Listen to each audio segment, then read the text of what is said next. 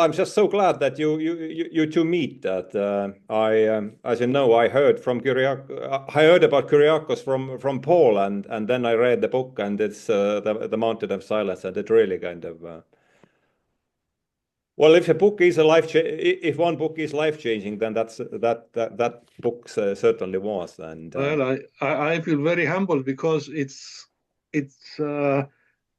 these are the ideas of mystical Christianity, not mine. So yeah. I was How just did a you bit. how did you Paul learn about this book in the first place? Because that was you about whom I from whom I Well, I was when I was becoming a Christian, which was 5 or 6 years ago now.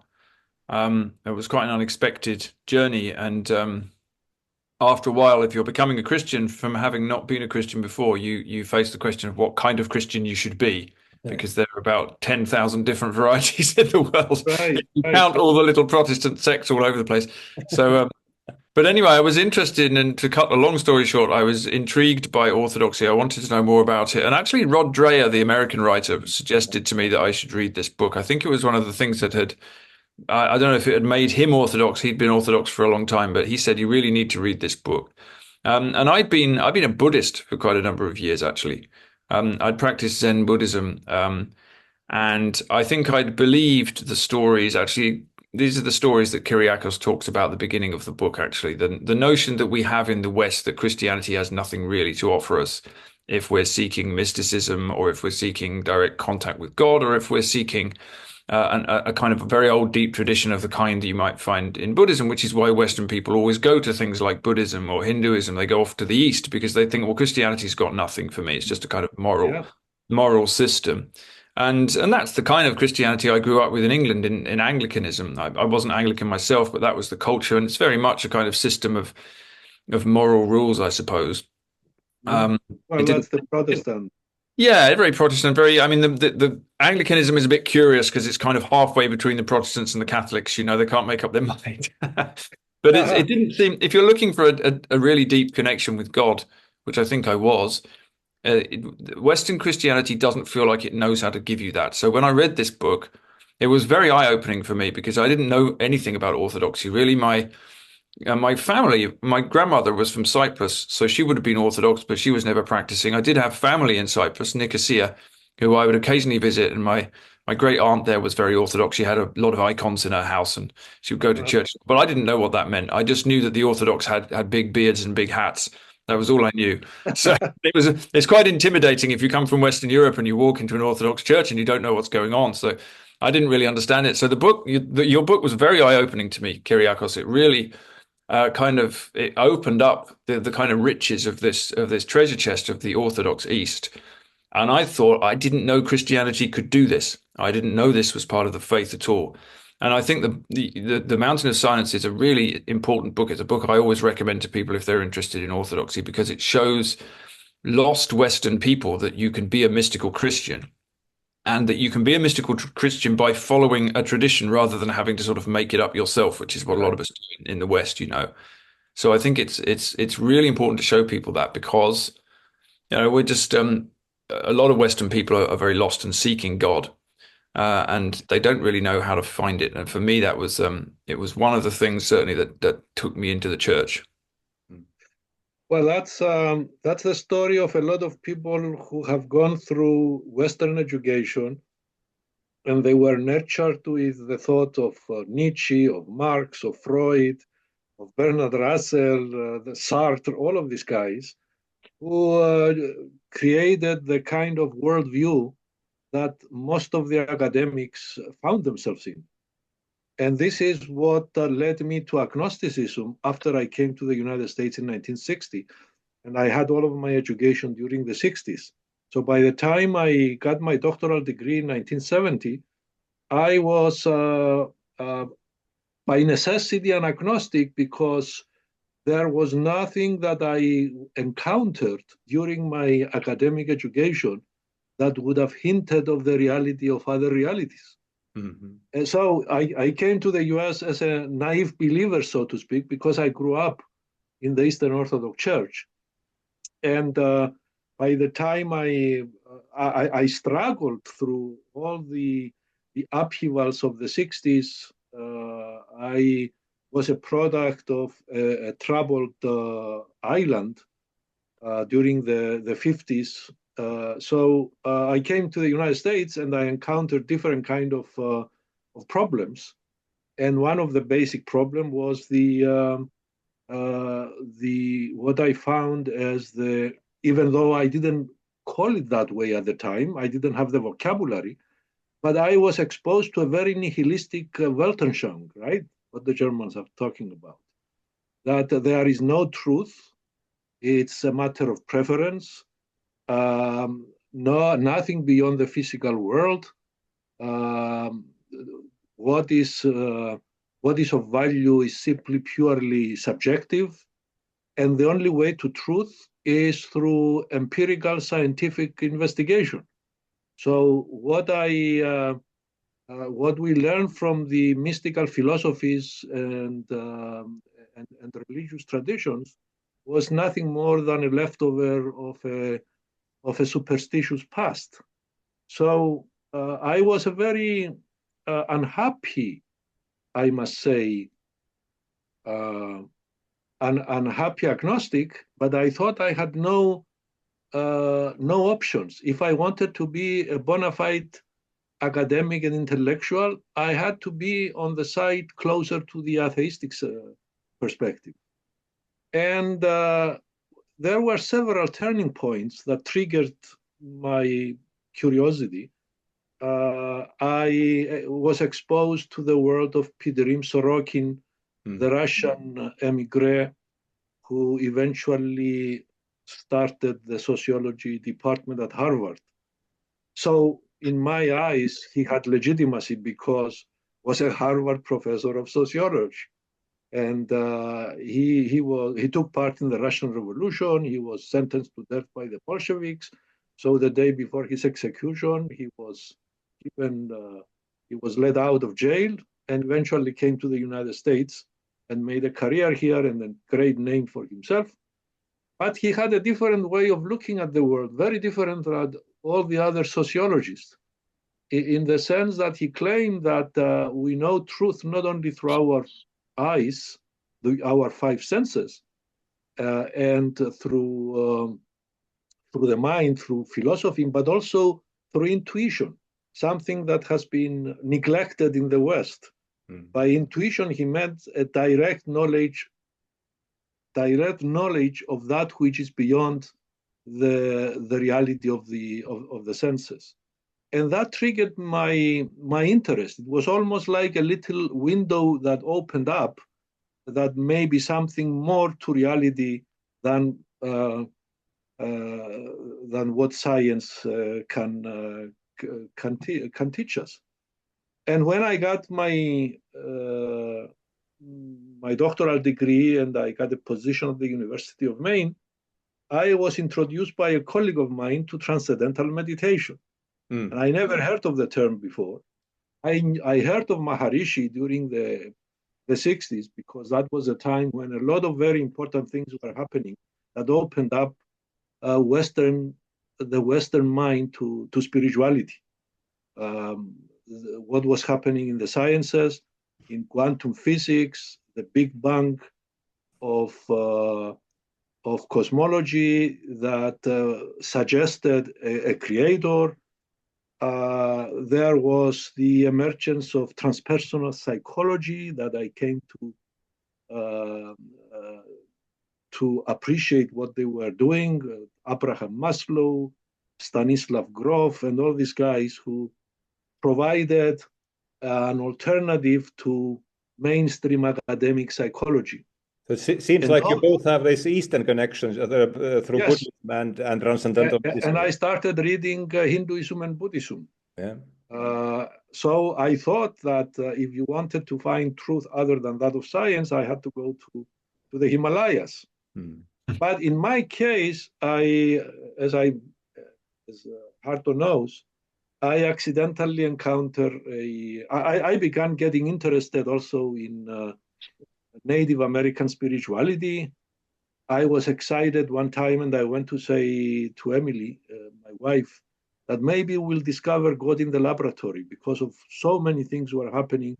Research about parapsychology, research that suggests or concludes actually that human beings have more than the five senses.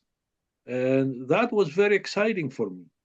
That's when I became prepared to accidentally, again in quotation marks, to encounter a healer in Cyprus that demonstrated to me abilities that could not be explained through reason or science. And I decided, as Arto knows, to spend a sabbatical studying him. And I ended up spending 10 years on and off and writing a trilogy about the Magus of Strovolos. Have you, which was, may I ask, have you read this trilogy, Paul? I haven't actually, no. Yeah, for me, it was a step in discovering Mount Athos, because I was prejudiced at the time.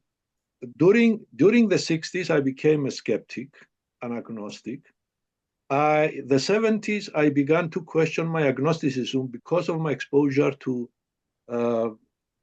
frontier science, studies in anthropology about shamans, exposure to transcendental meditation and Buddhism and Hinduism, as you did. And I became skeptical of my skepticism during the 70s. Right. And at the end of the 70s, walking in downtown Nicosia, I encountered someone who I knew from before, who eventually brought me in contact with this healer that lived only 2 miles away from my house in Nicosia. Yeah. But I never met him because we were told that he was dangerous and we had to stay away from him. He was a kind of a maverick mystic within Christianity, but also using the worldview of Hinduism and Buddhism. But he was a Christian. And also, and that's what really caught my attention, was his demonstration of extraordinary abilities. I don't know if you have met any of these people. Colin Wilson, your compatriot, was involved. Have you? Are you familiar with Colin Wilson? Yes, I know about Colin Wilson. Yeah, he's fairly well known in Britain. Well, what is his work about? It's about, well, he became famous with the Outsider. It's a work. Eventually, he started writing about issues related to the paranormal, to the occult. Oh, yeah. And in fact, I sent him my manuscript when I wrote the Magus of Strovolos. And he wrote me back and he said, please tell me, did you create Daskalos, Magus of Strovolos, or is he a real person? And then I said to him, why don't you come to Cyprus with me and I will introduce him to you? And that convinced him. In fact, he invited me to go and meet him at Cornwall, where he was living. Anyway, I think he played a role in my book getting published by Routledge and Keegan Paul at first, and eventually was picked up by Penguin. But that was my introduction into a form of Christian mysticism, but outside of the organized church. So when a friend of mine told me, why don't you come to Mount Athos and I will introduce you to real saints, I didn't take him seriously. And as you probably know, it was Emily who pushed me to go to Mount Athos. And that's where I met Father Maximos, a 32, 33-year-old young monk at the time. And he was the one who introduced me to mystical Christianity within the Eastern Church. And that was a turning point in my life, because I was Orthodox because I grew up in the church, but I was not as practicing. And now I thought that the church was outdated, that all the stereotypes of organized religion that I inherited from my academic background And when I went to Mount Athos, I realized that what people in the West were looking for in Hinduism and Buddhism was right here on Mount Athos. And that one thing led to another, and I wrote another trilogy, the Mountain of Silence, Gifts of the Desert, and Inner River. When I thought how to structure how to frame the conversation, I thought we'll focus on the second chapter of your book, the elders and saints, and okay. One of the sentences that I took, one of the sentences I took away from this book, it actually occurs just at the beginning of the second chapter, that shutting down the monasteries, explains Father Maximos, was like snatching the heart out of Christianity. What do you think of that? Do you remember that sentence, Paul? Oh yes, I remember it very vividly. How about you, Paul? Well, I think that's something I think about a lot, and that is one of the things I picked up from the book. And it was a suspicion I had anyway. It's very interesting being English, because we had our monasteries destroyed by Henry VIII, notoriously, who was sort of pretending to be a Protestant, but actually, obviously, it was all about the marriage and the money and the land, as much as anything else. No one was ever quite sure what his what his faith was. I'm not sure he was, but I do think there's absolutely something central to this. And the more I've explored it, the more I believe it's true. I actually live in Ireland now. I've lived here for 10 years. Now, Ireland obviously is a Catholic country. But Ireland still has, even though Ireland has turned pretty solidly away from Catholicism, at least the ruling classes have, the people haven't necessarily in quite such the same way, but it's nothing like the religious country it used to be. But it still has many of the things that Britain hasn't got. So there are still holy wells all over the country, for example. There are 3,000 of them. There are still monasteries, although they're in often a state of decline. There's still a sense that Christianity is in the landscape in a way that it completely isn't in England. And I think that the heart was really torn out of English Christianity when the monasteries went. I think there's something really fundamental about that. I think that if you don't have the monks and the nuns guarding the mystical tradition of prayer and praying for the rest of us, you actually don't have Christianity of a hollow shell. And that's not because monks are more important than other people or everybody's going to become a monk. Most of us aren't. But because they have dedicated their whole lives to Christ, and because they are in contemplation and prayer, they're guarding that tradition for the rest of us. Mount Athos is a great example of that. You can go to Mount Athos now. You don't even have to be Orthodox, but if you are Orthodox and you go to Athos, there are the people who have been guarding that tradition on that piece of land for 1,000 years. And they will teach you how to be Orthodox. You just have to go there. You don't even have to speak to anyone. You can feel it all around you. And without that, the whole thing would shrivel, and it would become, I think, well, as I said at the beginning, what much Christianity has become in the West, which is quite a worldly thing, sometimes a political thing, sometimes a set of moral guidelines. It's not that there isn't any. I'm not trying to be critical of Western Christian people, but I think that the mystical heart of it's gone. And you have to search really hard in the Western churches now to find that tradition, which I think in the Middle Ages would have been very common, and is still common in the Eastern Church. So I think it's a really important observation. Well, I think you hit the nail on the head. When I encountered Mount Athos, that was after I read Yogananda's autobiography of a yogi. And what I found on Mount Athos, I said, my God, this is the Tibet, the Eastern mystical tradition as we find it among the ashrams of India and the lamasaris of Tibet. And this is what really attracted me and paid attention, and eventually was able to do the work that led to the Mountain of Silence and the other two books. I think I couldn't put it in a better way than Paul pointed out, that the monasteries have preserved this tradition that could have been lost through a secular kind of environment, because it's an ongoing struggle to really maintain your focus on the spiritual when constantly you are bombarded with a secular kind of worldview. So in a monastery, even for those of us who are not monks, it is very helpful to go periodically and spend a few days at a monastery to replenish our battery, so to speak. Mm.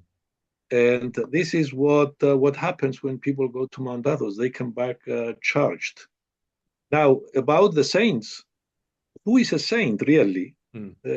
A saint is somebody who has gone home, or at least who is very close to that. It's not anybody out of this world. As Father Maximos, you say, we are called, all of us, to be saints, because that is what we are here to do, to get our experiences, to develop ourselves and enter into the palace of the loving Father, the return of the prodigal son and daughter back to where we came from. That's what Daskalos would also teach, and that's what I find also very convincing, that these people, the saints, are pointing the way to what we may become ourselves. Mm. So how do you know what is your destination? Study the life of the saints, and then you will know. And this is the most important thing that most Christians do not understand, that the Christian tradition is not just the Bible. It's also the life and teachings of the great saints, because they are the ones who make real the teachings of Jesus Christ. So when I would go and see Elder Paisios, for example, you see someone who oozes that Christ-like love that we only read about in the Gospels. So part of the training of the hermit, of the saint, is the continuous prayer and the reading of the life of saints who can offer ways of how to deal with the temptations that constantly present themselves in our lives. Mm. And what are these temptations? Of course, is not just temptations of the flesh, although that is part of it, but temptations of all kinds. A temptation is also a tragedy that may happen to us. A temptation is also success, something that can derail us from our focus on our spiritual path. So all of these are constant challenges that we find along the way, and these great saints are teaching us how to handle difficulties of this nature. So it's part of the methodology that the church offers in terms of handling these kinds of temptations and challenges. How to deal with personal tragedy, how to deal with success, how to develop in our capacity to love others, to be compassionate, and also not to become pessimistic or nihilistic. So this is what is amazing. You see these people who are really serious in terms of what they are doing, and they are joyous. And this is what the early pagans, when Christianity was coming into the fore, they were surprised. How could these Christians be so joyous when the surrounding culture was so grim and so depressing? Paul, you've written this whole series on the saints. Can you remember what was the initial motivation or the impetus when did you start in the first place? Well, I think that something that somebody said to me when I was becoming a Christian, actually a Protestant friend of mine who's a priest in America, actually, he said to me, sometimes I feel I can only really understand Christianity by reading the lives of the saints. I remember that really struck with me. And I didn't even really know at that time how to even find the lives of the saints or which saints I should be reading or what that meant. But I knew there was something that really struck me with that, because, what he was saying was, just as Kyriacos has just said, these are the people who are living Christian lives. And the point of that is not that they are people who lived thousands of years ago who had magical powers that we can't attain. They are people who've become Christ-like through exactly the path that Kyriacos has just talked about. And that is the path available to all of us. And that's the path we're all walking on. And that has fascinated me and continues to, because I think that this is, it sounds sort of in some ways mad and arrogant, but actually we probably all ought to have the ambition to be saints. It ought to be possible. This is the point of the path, right? I mean, certainly speaking for myself, I'm a very long away from anything like that, but we should be walking towards it, even if one slow step at a time, because this is the point. And so for me, reading the saints and reading about the saints is an important thing. But one of the things that I liked about Kyriacos' book, and one of the things that really grabbed me about orthodoxy too, is the insistence that the saints are still here. Mm-hmm. And there certainly are saints right now on Mount Athos and elsewhere as well. They don't just have to be on the holy mountain. There could be saints in villages and towns. I mean, one of the newest Orthodox saints is Mother Olga from Alaska, who is the wife of a priest who lived a very, very ordinary life, supposedly, but a very, very saintly one. She's just been sainted by the Russian Church, I think, in America. And this is what's so important about this, that this is something that still happens now. And again, I think from my ignorance of Western Christianity, I'd sort of grown up with the idea that saints were people you read about in the Bible, or maybe they existed in the Middle Ages. But they're still here, and they can still be here. And you can join them, or at least walk towards them, or maybe speak to them and learn from them. And one of the things I think was that I really learned from the book, which I learned from Father Maximos through the book, is that orthodoxy gives you a systematic. Well, it gives you a system. And that's what I was looking for. I remember when I became a Buddhist, I really wanted a system. I wanted someone to show me what system I had to follow to become enlightened, or to learn what it meant to be spiritual, whatever that even meant. I didn't know at the time. And I didn't want to make this up myself, because I'd spent my whole life trying to make it up myself.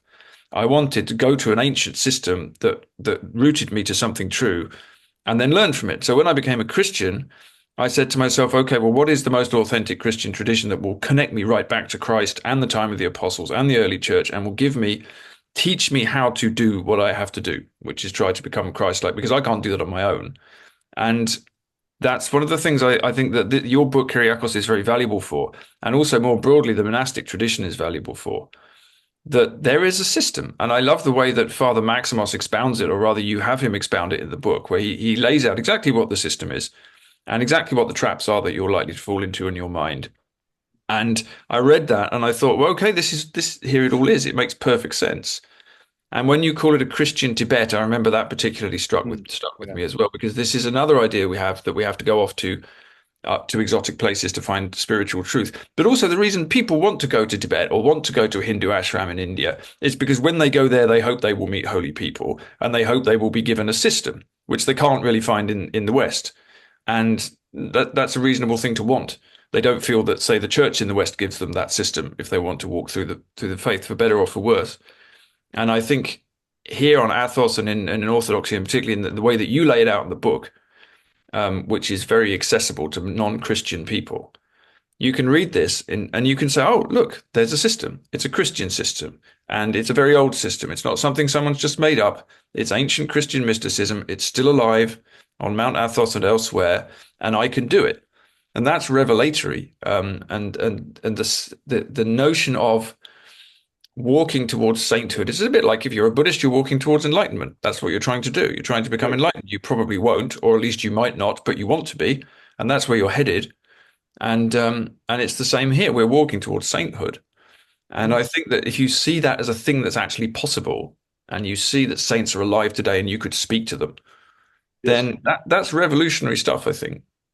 Well, the first thing that Father Maximos did for me when I visited Mount Athos, he didn't give me the Bible.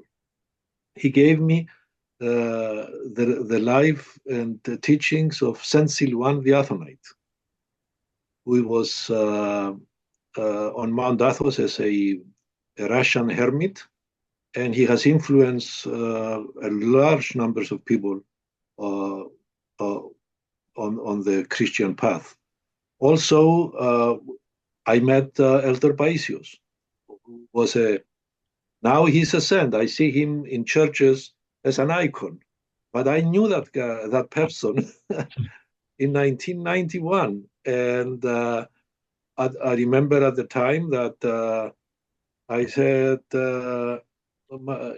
this fellow is much funnier than Johnny Carson's. That was, I was so impressed by his open-heartedness and cracking one joke after another. And yet he was a miracle worker. The stories that I heard about him healing people, which of course is something that he himself will never admit that he ever did any healing. In fact, all I'm doing here, he said, is just praying here. And people come and tell me they've seen me here, and they tell me I wasn't anywhere like that. I was right here praying for the good of the world. But he told Father Maximos, he revealed to him that while he's praying, he says, sometimes he has visions of being here and there. But he was just praying here. And he said to me, I suspect, he said, that the Holy Spirit could take our image and do the healing that it does using our own images. But it's not as if I was there myself. So they try not to take any credit. So the hallmark of a saint is his simple humility, never bragging about so-called powers, even though the stories that people say about them are very similar to what Yogananda was talking about his own masters. But incidentally, in the West, there is a mystical tradition, but it's not very well known in the sense that it become second-rate, maybe not repressed, but the external church has taken over, as it has happened in many ways in the East. It's not as if in the Orthodox tradition you find saints everywhere. It's something that often creates problems between the monks and the bishops outside of Mount Athos. There is this kind of creative tension of some kind. Yeah, it's very interesting that you say that, because you're absolutely right. There certainly is a mystical tradition in the West. I mean, in England, we have a number of well-known mystics. Julian of Norwich is probably one of our best-known mystics. King Charles is a great admirer of Julian of Norwich and a great visitor to Mount Athos, of course. And we have any number of mystics. But as you say, it's not that they're not there and there's no tradition, but for whatever reason, it hasn't been centered. And I think because probably the decline of monasticism has meant that it's kind of been pushed to the edge by the institution of the church. Interestingly, I think there's a bit of a movement to rediscover some of these people at the moment. Yeah. Yes. But I think it's quite interesting what you just said about the tension between bishops and monks, because I feel like there's always a tension between the established church and the monastic tradition. Not that the monastics are not part of the church, but as you say, they're almost existing in another dimension, really. And their job is to walk us towards Christ, whereas the established church is working in the world, and sometimes it's much easier for it to be misled. And you see that all the way through Christian history. There's this kind of tension, this creative tension between those two things. Both are needed. Yeah, absolutely. Yeah, Ordinary people need spiritual advice that are given by the parish priest and so on. So yes, the church in its totality is the vehicle through which people can get to know the divine. And what you pointed out is that in the East, perhaps, the role of the monastery is much more pronounced and known and visited by pilgrims than, let's say, in the West. But it's beginning to open up in the West also. Yeah, I think so. I think what's happened for whatever reason is that I think probably just because the West has gone through modernity, the West has gone through the Reformation, the West has gone through the Enlightenment, the West has gone through exactly what you were talking about at the beginning, which is this very rationalist or pseudo-rationalist attack on anything that can't be defined and proved. And so the church has really suffered from that, because the church was really one of the main target of the modern revolution. Really, we have to get rid of this superstition, we have to get rid of this nonsense, and the church is always in the myth of the Enlightenment. The church is the villain, right? And so that's I don't think that's really quite happened in the East in the same way. And so without wanting to romanticize the Orthodox Church, certainly, I just don't think it's gone through the same attack. Weirdly enough, having said that, what interests me is that at the same time as it hasn't had this, it hasn't exactly had this rational modern attack on it, the church has gone through occupation by Islam for a long time, and then later occupation by communism, which was very anti-Christian. And yet somehow the monastic tradition seems to have come out of that stronger. And it doesn't seem to have happened in the West in the same way. And I don't quite know why that is. It's quite interesting. Maybe you've got what has happened in the East, and these are impressions of mine, is that because their education came from the West and their way of looking at the Eastern Orthodox tradition is with the lenses of the French Enlightenment, which means a hostility of the intelligentsia against the monks and the bishops and the church as a whole, considering them as obstacles to progress. And many of the intellectuals were not only secular intellectuals, but some of them very Marxist oriented, which turns the religion of their grandfathers as some kind of an opiate of the people that prevents the culture from developing, so to speak.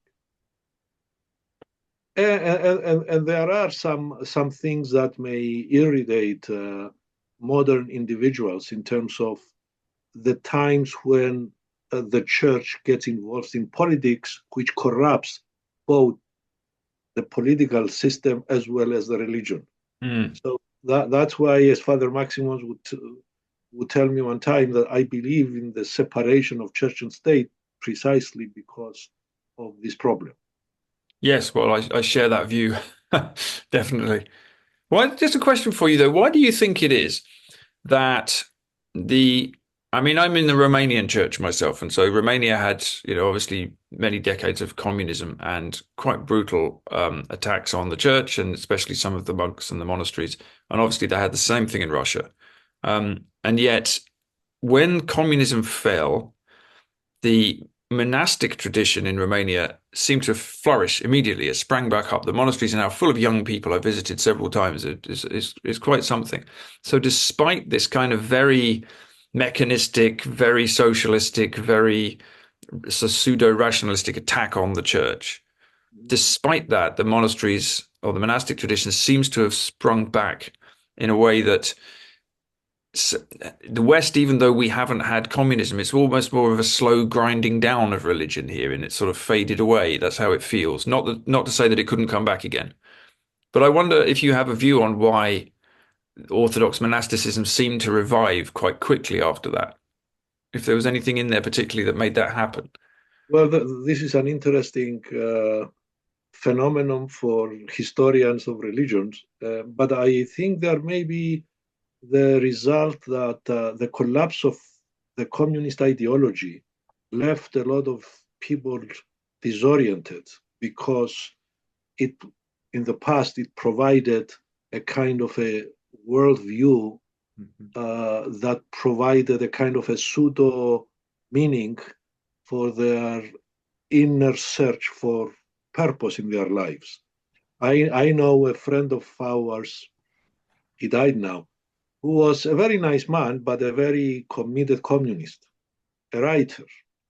And he after the collapse of the Soviet Union, and he said, well, what do we do now? We spend all of our lives struggling for a better world, and look what has happened. Everything is in ruin.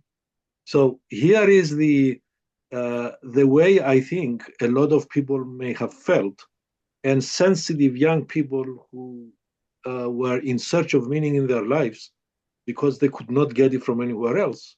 They may have gone into the path of spirituality. So one possibility. I am amazed. Callistos Ware told me that, in fact, he was very admiring what happened in Romania. You probably know about Callistos were, right? Yeah, absolutely. Yeah, he was a significant, very significant Orthodox figure in Britain. Yeah. Yeah, and in my second book, I have a long conversation with him uh, about these issues. Hmm. I think he played one of the most important roles in bridging the gap between East and West. Yeah, I think so. He was a real pioneer of that as well. Yeah, so I was able to talk with him and use my critical sociological perspective without feeling that he was going to misunderstand me, because Hmm. he had one leg in the academic world and the other in the mystical tradition of Orthodoxy. Hmm. And he was telling me that in Romania you don't see this grounding of Orthodoxy into a kind of ethnicity that can contaminate the religion itself. That you didn't find that bishops and monks and so on to be so nationalistic. I don't know, Hmm. but that is what some of his impressions. Yeah, But well, there's yeah, certainly there is an element of that in Romania. There's certainly an element of that, but there's also, I mean, certainly in my experience of what the people in the church who are really following the path, there's enough of a. I think there's the usual tension between the sort of nationalistic religion and yes, the proper the serious path. But in my experience, which is not well, it's not huge, but I've experienced it a bit. There's the monastic tradition there is well, it's very Athonite. I think it's got the same feel to it. You know, it's exactly that part of the Orthodox tradition which is trying to follow Christ. It's walking towards saintliness. I, It's I've met young monks on Mount Athos who were from Romania, and they were being trained to go back to Romania and start monasteries. Mm. So yes, incidentally, my books came out in Romanian just now. Oh, right, wonderful. Oh, I think they'll take off there. I think that I think it's very. I think it's been quite interesting for me because I came into the Romanian church, and Romanians have been very interested in me just because I'm a writer and I've written about this. And I think it's not because I've said anything interesting. I think it's just for some of them, it's very interesting to see a Western person becoming Orthodox because they think, well, why has he done that? You know, why has he come into the Romanian church? Which is a fair question. But the more I try to explain it, I think the more hopefully it gives people some confidence that the tradition is necessary. I mean, I have a feeling, my personal intuition or superstition is that orthodoxy has come west for a reason at the moment. I really think that so we've had so many immigrants from Eastern Europe in the West, and they brought orthodoxy with them at just a time when we need it, at just a time when we need to remind ourselves of this kind of. I think it can help refresh us in our kind of spiritual search at the moment. I hope so. Well, the Buddhists would say the same thing, that the Chinese kicked them out of Tibet so that the Dharma can go west. Yeah, well, it certainly worked. Yeah, Yeah, it certainly worked. I have you a know, feeling that the same thing is happening with orthodoxy. you know that Elder uh,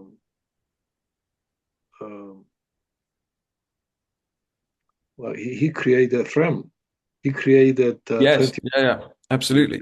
states, yeah, starting with Arizona. There's a real monastic movement going on in America. It's very interesting what's Oh, happening. yes, So, yeah. I yeah. mean, when people ask me where can I go to experience the monastic tradition besides Mount Athos, uh, I have two places that I say if you happen to be in Europe, there are monasteries, and you can go to Essex outside of London Yeah. to the monastery of Elder Sophrony. In the United States, you can go to Arizona and all the other monasteries that Father Ephraim created. So there is I have a feeling that if we assume that the universe is not accidental, and I believe it is not, the secular face of Western civilization eventually has played an important role in discovering authentic spirituality. In the sense that we, as Sorokin would say, we know God through science, through philosophy, but also through intuition. Perhaps we needed to develop our rational faculties. And now we realize that that is not enough. We may rediscover the spiritual tradition that comes out from the past, but without the package of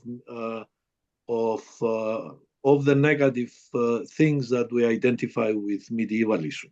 Interesting. So I do believe that everything is evolving, including our moral understanding. I've been reading a book that I strongly recommended, which points out how Christianity saved civilization. I don't know if you know about it. No, I haven't read that one. I am reading it, and it's pretty interesting. The authors are scholars, but they come from the Catholic tradition. But it could have come from the Eastern Orthodox. I mean, their conclusion about the impact of Christianity to world culture. That many academic intellectuals were consider religion as the opiate of the people and so on. Many of their values came out of Christianity, but they don't recognize it. Of course, yeah. Most of the Enlightenment thinkers did, of course. Yes, yeah. So thinking about that, and as trying to bring some of the things that I learned from Daskalos with what I learned from Father Maximos, he said what's important is how open a person's heart is. And this is what Father Maximos would say. In other words, you cannot go to God by intellectual development. You need to open the heart. And someone who has an open heart but is not so developed intellectually is closer to God than somebody who has several degrees from Harvard, and yet his heart is shut. Yes, I'm always really struck by how many saints had barely any education at all. Yes, really. I mean, I love Saint Porphyrios as one of my very favorite modern saints. He's incredible, isn't he? Wonderful. He left school when he was 12. I think he had 1 year of schooling, and as you say, it has nothing to do with what he was able to be. Yeah, but at the same time, he taught himself. He did, he yeah. Taught himself reading religious books. Speaking about Sorokin, he never went to school because his father was fixing icons from one village to another, so he could never go to school. He was self-taught, and he just took the examinations at the university and they accepted him. That's how he became who he was. But it is possible. However, if you are a saint like Elder Porphyrios, and at the same time has developed the intellect, then you become one of the theologians of the church, like Saint Gregory of Nyssa and many of the other theologians. So both are needed. I was talking with the Catholic bishops of Portland here in Maine about these issues, and he said, Christianity has two lungs, one Eastern and the other Western. The Eastern part is the mystical part. The Western part is the intellectual part. So both lungs are needed for proper breathing. So what we need in our next stage of our civilizational development, I would suggest, is for the intellectual class to become baptized with spirituality in order to help save the human race from destruction. So that's a really interesting point. So I was going to ask you, actually, I mean, you're an academic. You've been an academic all of your life, and you talk in the book of and you talked about it here as well, of the kind of the extreme kind of skepticism and the sort of agnosticism and atheism that's common in that area. And I know what that's like because I've seen it myself as well. It's changed. Yeah, well, I was going to ask you, have you seen that changing at all in your? Yes. I can see it from my teaching. What do you think changed? When I started my teaching, it was only the beginning of the West coming in contact with Eastern thought and Eastern religions, at least on a mass scale. But had I taught in a big university like Harvard or Ivy League University, I don't think they would have tolerated me. I was very fortunate that I was teaching in an average state university in the United States. So I had greater freedom to explore other possibilities than what I was trained for. Because I got my job at the University of Maine as a political sociologist. And it was these accidental encounters that led me to meet Daskalos, the Father Maximos, and spend my time writing about spirituality and social anthropology, actually, because I did not approach Mount Athos as a preacher, but rather as a field anthropology studying to study an exotic culture. And that was my approach, which made my work legitimate from within the academic world, because I was not a kind of a preacher trying to proselytize anybody. So it was participant observation research, and this is what I've done with all my books. So that approach, I think, allowed me to reach large numbers of people that would never have read a book if it was, let's say, published by the St. Vladimir's Press. But Penguin or Random House, these are legitimate publishers and an academic, and therefore taking the book seriously without giving it a label that it is somebody preaching. Yeah. So I think now, just to give you an example, I was walking on campus one time, and then a colleague of mine from the psychology department, which has historically, the American psychology has been extremely behavioristic, cognitive.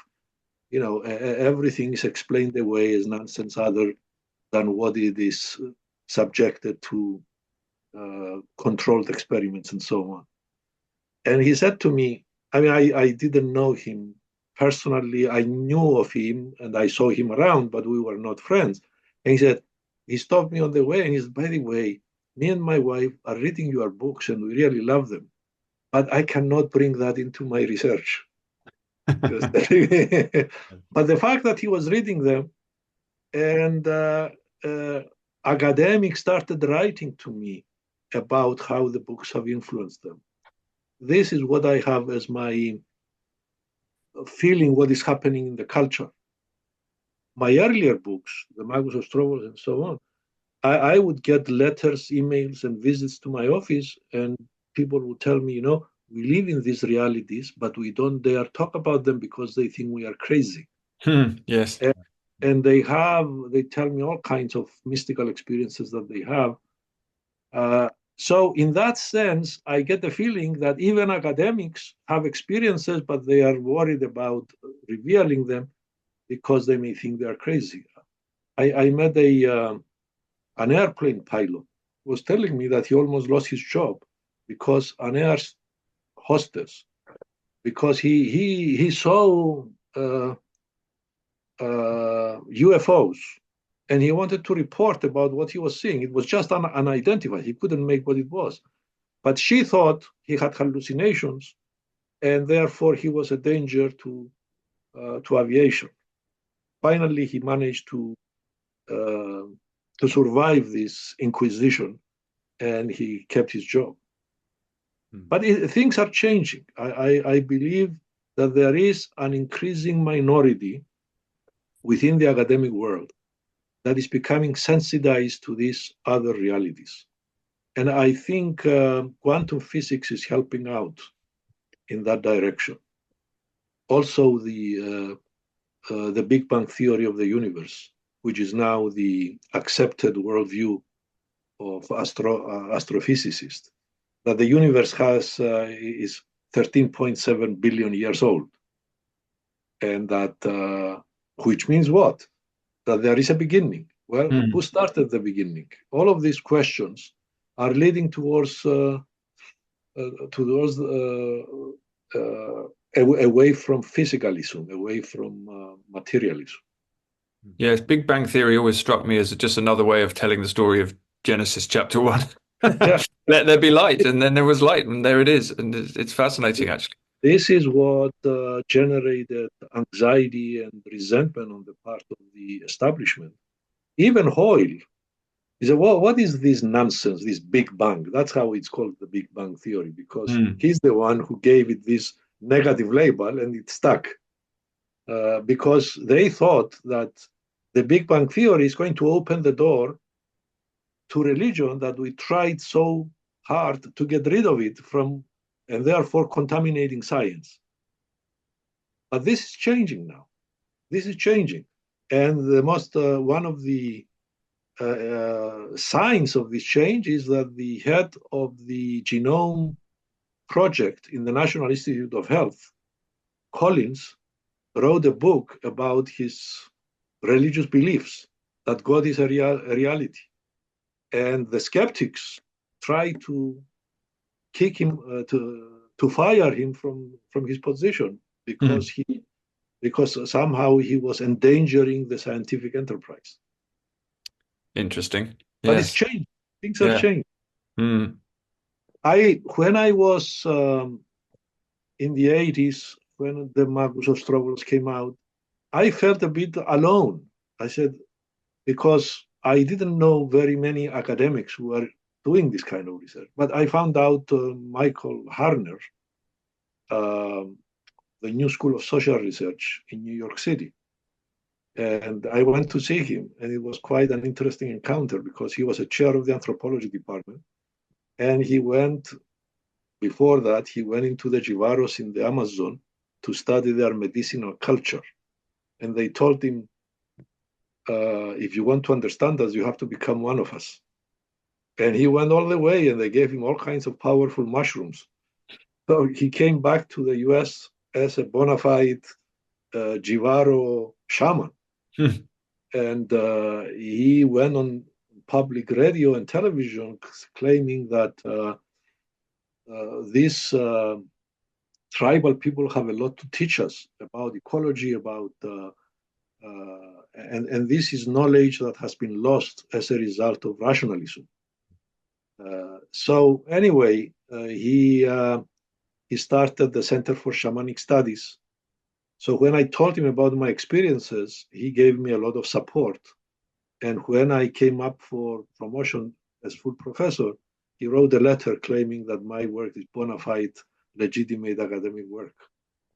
I like the story you told in our interview when the Harner was invited to the one TV show to discuss shaman. Can you tell that one? Yes, and he said he was challenged for a duel on public television, and he said, "I'll do that if the person is willing to come and take a seminar with me and also bring a drum." So, all right. Yeah, a lot of things are happening from different. I think changes in psychology, changes in anthropology, philosophers, theologians. They are integral. We live in an incredible time in history that we find the wisdom of the planet Earth in paperback, and we do not risk our lives. Well, we're approaching the end of the hour, and you mentioned that, Paul, that Orthodoxy will have a lot to teach to the Western world. And what do you think from your experience? So, what would be the most significant lessons that kind of summing up? Yeah, I mean, I would say Kyriacos is right in what he said earlier. I think in that terms of in that sense of having to have the balance between the heart and the mind. Every human being has to have that balance. If you go too far in one direction, you're in some trouble. So finding the right balance is almost the work of a lifetime. And I think it is the work of the church as well. And I think the Western church has just become very heavily unbalanced for various historical reasons. I think is which we've talked about, the Reformation and the scientific revolution and this kind of very rationalist attack on religion, which has been difficult to bear. And so for whatever reason, the Western churches have become very rationalist and also very kind of politically engaged to the exclusion of of the mystical tradition. So what Orthodoxy can bring, and is bringing, is precisely that Athonite spirit. It's Christian mysticism, which certainly did exist in the West and still hangs on in places, but does not exist anything like the strength that it does in the East and in places like Mount Athos. And I also think that the Eastern Orthodox theology, which does differ from Western theology, has far more of an emphasis on that, far more of an emphasis on the nous and on theosis and on all of these. There is a slightly different conception of what it means to be a Christian, which isn't really present in the West. And I think we've got a great deal to learn from it. And I'm interested in the fact that even you even hear the Pope talking in very positive terms about this, actually, in Yes. positive terms about Eastern theology, and not just in terms of hoping to want a reunion between the churches, which obviously they've been sort of working at for a while, for better or for worse. But I think in terms of a respect for the Eastern view of God and the Eastern view of the person, and I think it's really necessary for us in the West that we understand that and integrate it and learn from it. That's what the Orthodox can bring us. And I think I also feel that it's changing, actually. I do feel that there's a receptivity to this. I see in terms of people like myself who a few years ago would never have imagined becoming Orthodox, and you, Hardo, as well, I would say. And many other people I know and have heard from, and the rise of monasteries in America and a kind of new renewed interest in what it actually means to seek God in the Orthodox tradition. I feel that it's landing on really receptive soil at the moment. Yes. That's a really good thing, and it will be very beneficial for us. I think so. And it's a good sign that the current Pope and the current Patriarch in Constantinople are in very good terms. And now they are trying to decide on having a common celebration of Easter, which would be a nice step in the right direction. And also the Catholic presses like Notre Dame University Press has been publishing the Eastern theologians' books, which is a good sign in that respect. So, the cultures are different, but as I pointed out, as I read this book written by Catholics, it's as if we're written by an Eastern theologian.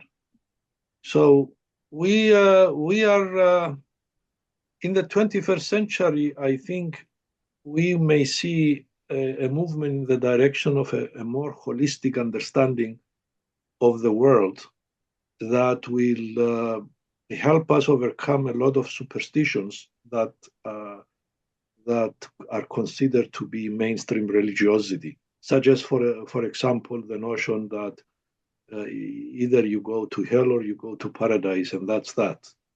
I don't think the Eastern mystics speak in that kind of language, that the possibility of salvation is open to human beings at all times, because an absolutely loving God cannot throw anybody in. So what is hell, as Father Maximos would say, is that estrangement from God. The further away from God you are, the more you are in hell. So hell is the degree of one's one's estrangement from God is the degree of one's experience in hell. So it is in our own best interest to move in the direction of coming closer and closer to God, because this is what's going to give us joy and happiness and fulfillment. And in the Eastern tradition, the notion of sin is not the way it is interpreted in Protestant churches. In other words, a violation of some rule or moral standard. We are sinful not because Adam and Eve created, and the Eastern Church is against this notion of Augustine, that the original sin. Original sin, yeah. Yeah, no, the original sin is nothing more than being estranged from God. And therefore, the way to overcome it is to move in the direction of rejoining the divine. So everybody's road is open. You cannot go back to the palace unless you overcome your capacity for hatred. You have to open the heart. And there are all kinds of extraordinary story in the Eastern Church, like, for example, Saint Seraphim of Sarov, I believe, who hit a mosquito in anger because it bit him. And he was so mournful because, not because he killed the mosquito, but because he was hungry. Because if you are angry, it means that you are not, you lose your connection with God. So he went into the forest to let the mosquito bite him. And he came back to the monastery full of bruises because of the mosquito, as an attempt to repent from what he allowed himself, namely the anger in his heart. So, and this training to overcome anger, which is the basic teaching of the church, is helping people overcome the tendency to strike when their ego is being hurt. And when you find yourself in that situation, then you realize that you are off your mark. And more quickly you can go back to the right perspective. And speaking for myself, I know where I am in the wrong space when I recognize that my ego has been hurt or I have anger in my heart, and I said, this is not right. It's an ongoing struggle. And this methodology, again, as we pointed out and we discussed, is preserved since the early years of Christianity, and I believe it is a methodology that came from within the experiences of these great souls. Yeah, it's interesting. You mentioned the word superstition.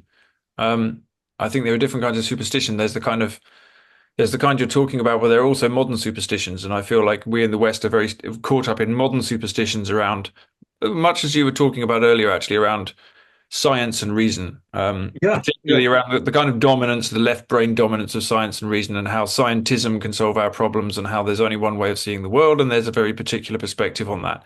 And I feel like we're in the process of breaking out of those modern superstitions, actually. And that doesn't mean that we have to go back to older ones.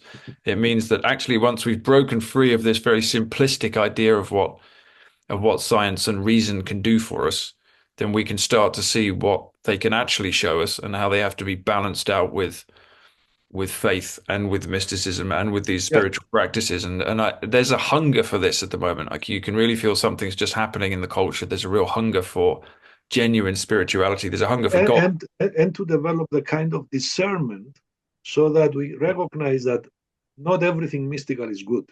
You know? Oh, yes. And this is what you learn through discernment. And in the monasteries, it is the role of the spiritual guide to help the younger monks or the less experienced monk how to differentiate the two. To avoid prelest. But what? To avoid what? Prelest, as they call it. I think it's a Russian word, isn't it? Spiritual deception. It's either Russian or Greek. I can never remember which. Yeah, but absolutely. There is the deception to think everything is a deception. You know, it can work both ways. That's the modern deception. Yeah, exactly. There are lots of different deceptions you can fall into very easily. Yeah. Including spiritual deception. Yeah, absolutely. Yes. Very good. Well, it was great. Yeah. Go ahead.